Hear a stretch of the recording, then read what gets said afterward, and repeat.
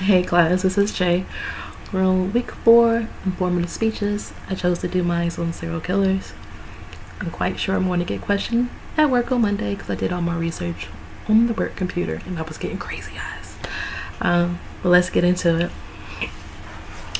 Did you know at any given time in the United States, there can be 25 to 50 active serial killers? Those statistics were done by former elite serial crime unit chief John Douglas. So what is a serial killer? By definition, I'll read it verbatimly. A person who commits a series of murders, often with no apparent motive, and typically following a characteristic, predictable behavioral pattern.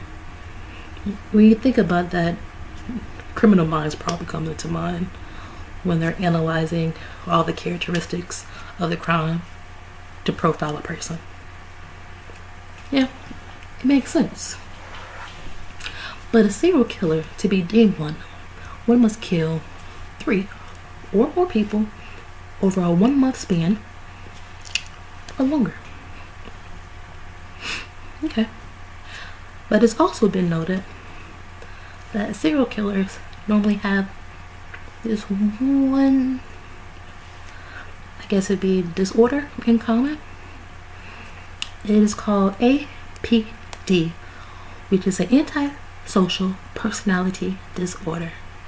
And based on the medical log, that correlates to a psychopath.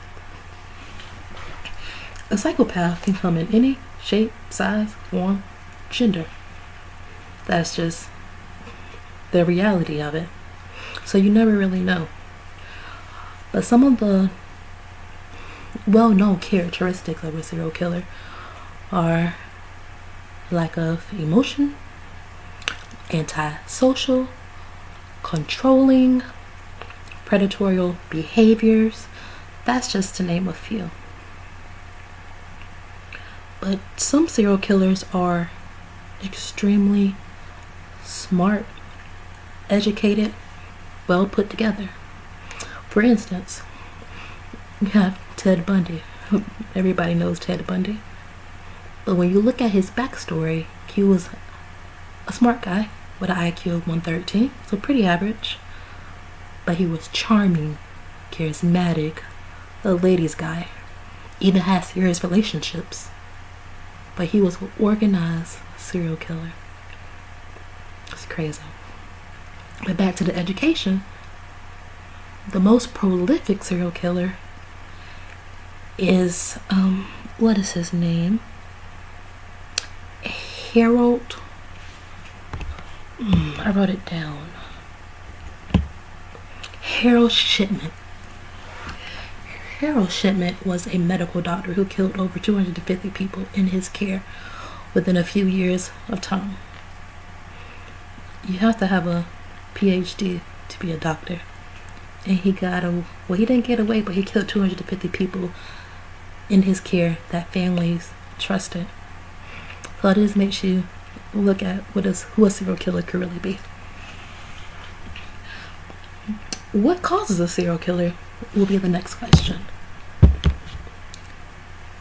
It could be from neglect. You're gonna start with being a voyeur, peeping Tom like Ted Bundy was. Torturing small animals like Jeffrey Dahmer started off like.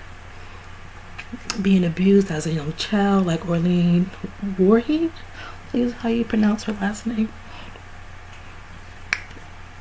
Or antisocial like Ed Gein, which the movies Chainsaw Massacre and Psychopath are loosely based on. So it goes to say that you can never judge a book by its cover. So I'm going to leave you guys with this one thing.